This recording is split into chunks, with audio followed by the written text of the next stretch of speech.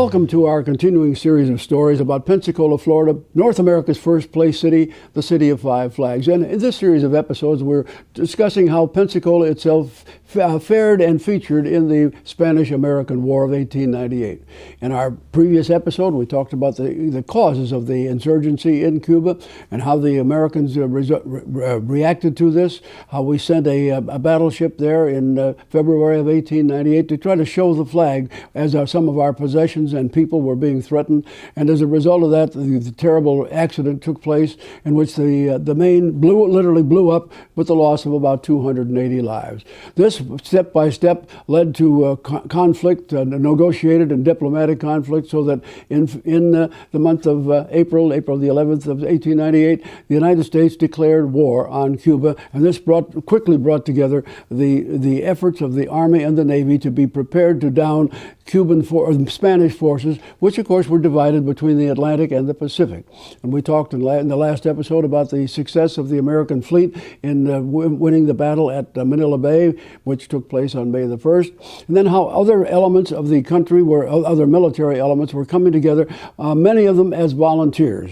Now, we must reckon, beyond the success of the Navy in the Pacific, we had the situation in the Atlantic, where we had a significant fleet led by two commodores at that time, both of whom became admirals. Their names were Sampson and Schley, and as a result of that, they were stationed, readying their ships to pursue the Spanish fleet, which was numerically about the same size. It's interesting, as this took place, this is just even before the war had been declared, both of these navies felt that they were undermanned.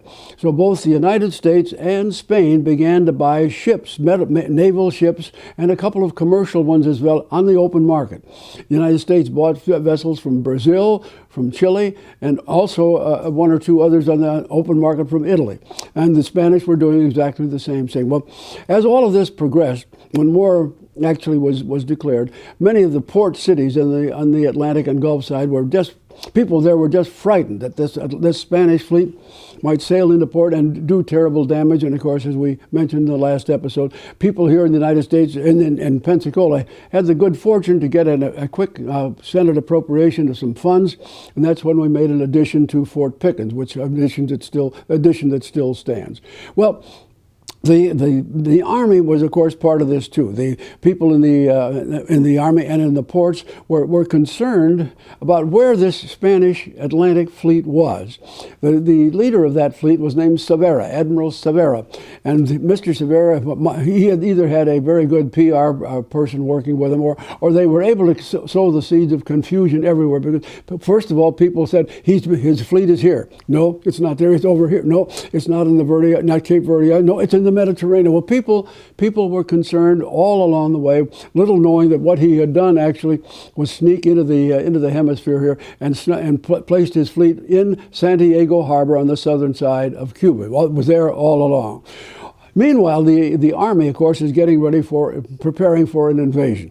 And we had a very small army, standing army at that time, and people said, well, how many men is this going to take? And the first figure that floated around in the air was 200,000 men. Well, they finally said that's probably much too large, well, maybe about 70,000. So people began to look, where are we going to find the people to do this? Well, Pensacola was fairly typical. We had two companies here. One of them had been formed in 1873, the other one in 1888. The second one, for example, was called the Tripoli Light Infantry. It was sponsored by and paid for by Colonel Chipley. But these men had drilled regularly, and now they wanted to be called up and pulled into the invasion army as quickly as possible. And others across the country had the same hope.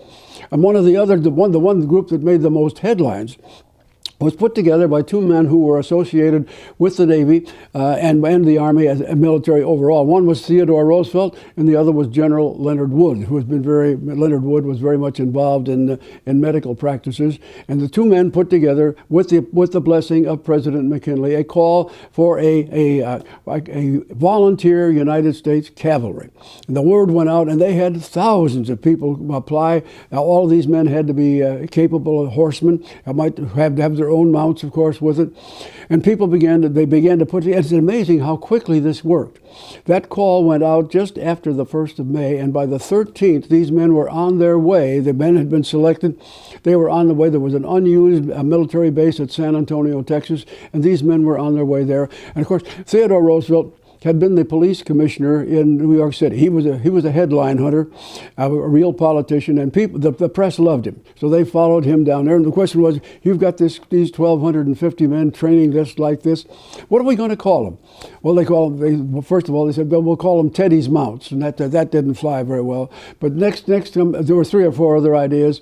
But finally, they decided they were going to be called the Rough Riders, and so the Theodore Roosevelt Rough Riders were born. Surprisingly, they were in San Antonio a matter of less than 2 weeks when the call came, get on your train, bring your horses, and join us in the port of Tampa. That's going to be the port of embarkation. The Army pushed aside the request by Pensacola to have that honor. So these men began to converge. Well, here are elements of the Army coming from all sorts of directions. The various groups, such as our own companies from Pensacola, had been called up and put in through a training. The chief training ground was at Camp Chickamauga in Georgia, where hundreds of these people came very quickly, got their uniforms, and were on their way down to Tampa. So it was interesting, one little statistical sidelight on it. The Army must have been thinking way ahead, because it came out at the end of the war that they had recently taken delivery of 10 million new Army uniforms. Now, what in the world they thought they were going to do with them, we don't know, but these men all got nice new uniforms, most of them dark blue, which was just probably the wrong color, but nonetheless, that's the way it was. And these people all were now converging on Tampa. Well, the question was, who's going to run this show? Who's going to lead this? So, and the Army itself posed 3 men. One was named William Rufus Shafter, S-H-A-F-T-E-R. Shafter was a man who had considerable service back in the war between the states. The second one, another Confederate general, General Joe Wheeler. He was a part of the group. And the third one was named W.T. Lawton. All 3 of these men were in charge. They get to Tampa and start to put the thing together. Next thing they had to do, they had to have a fleet to carry these men across. They put together a fleet of 30 vessels, and there was a very mixed up affair. Some of these vessels they were all steam vessels, of course, but they dated all the way back. There's paddle wheelers back from the Civil War times, but and of course, when you have a fleet of that kind, you have to travel at the speed of the slowest. And they would put this together, and they started to load. And one of the things that they came up with very quickly was, we don't have enough ships to carry a lot of horses. So here was the T.R. Wood, Roosevelt and Wood cavalry. They had to leave virtually all of their horses here and just advance as infantry, and about 1/3 of their numbers could not go because there just wasn't space on the ships. They load the vessels, ready to go, and then there's a rumor again that the Spanish Atlantic fleet is out there somewhere, might pose a danger, a hazard to this fleet of troop ships. So these men are all loaded on. They're in Tampa in the late month of June. It's hotter than sin, and they sat there for 6 days before the rumor was proved to be false.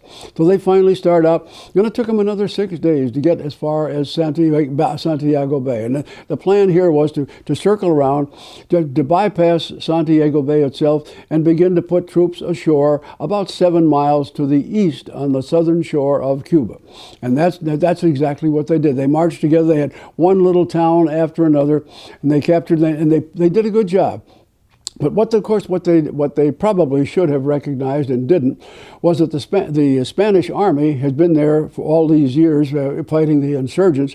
They'd had all kinds of time to set snipers and cannon firing ranges and so forth to take care of an invading force. And so as our American force began to move, they had many, many casualties that they probably should not have had. But they start on after one little town after another, finally leading up to the village of San Juan Heights. This is where the really serious fighting began. We suffered a considerable number of casualties, especially among the officers. And as a result of that, the ranks of some of the men that were there were increased, and Teddy Roosevelt, instead of being Lieutenant Colonel, now was Colonel Roosevelt, a title that he loved to maintain for the rest of his life. Well, the men pressed forward. up one hill, down the other, and they are winning at every case. And they finally, they're getting close now to San Juan Hill, which is the last approach up to the Morro Castle, a defensive fort, which is just below the city of Santiago. As it turns out, history tells us that the Spanish there had about 20,000 men entrenched. Our American force was just about the same size, marching up that hill, going after them.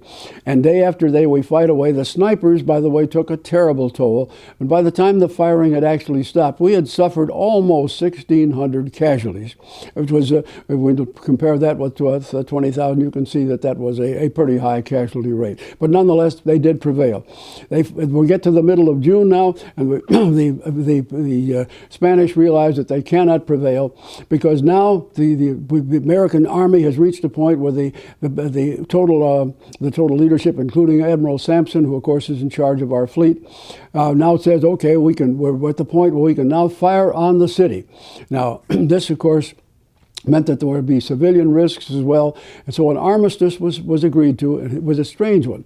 The two things were going to happen. Number one, the American guns on the ships were going to fire, but they were going to fire clear over the top of the city so that they wouldn't hit anything. And the Spanish soldiers, as that was going on, would stack their arms and then walk away from the fighting. And that's what happened.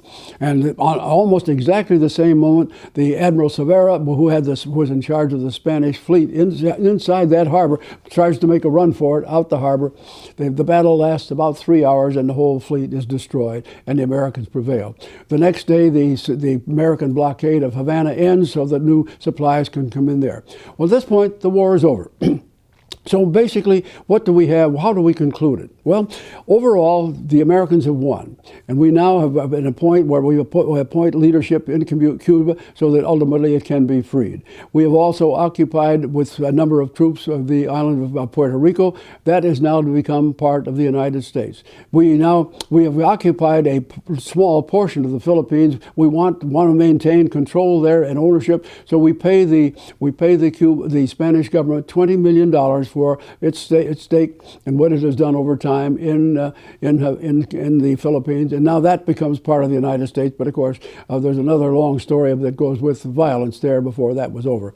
Overall, the war had cost the United States about $100 million. That's a considerable sum, but people felt it was worth it. We got at the end of it the presence in Cuba, presence in Puerto Rico. We also got the island of Guam, and we now has an outreach to control and ultimately annex the islands of Hawaii. So that was all part of the same package.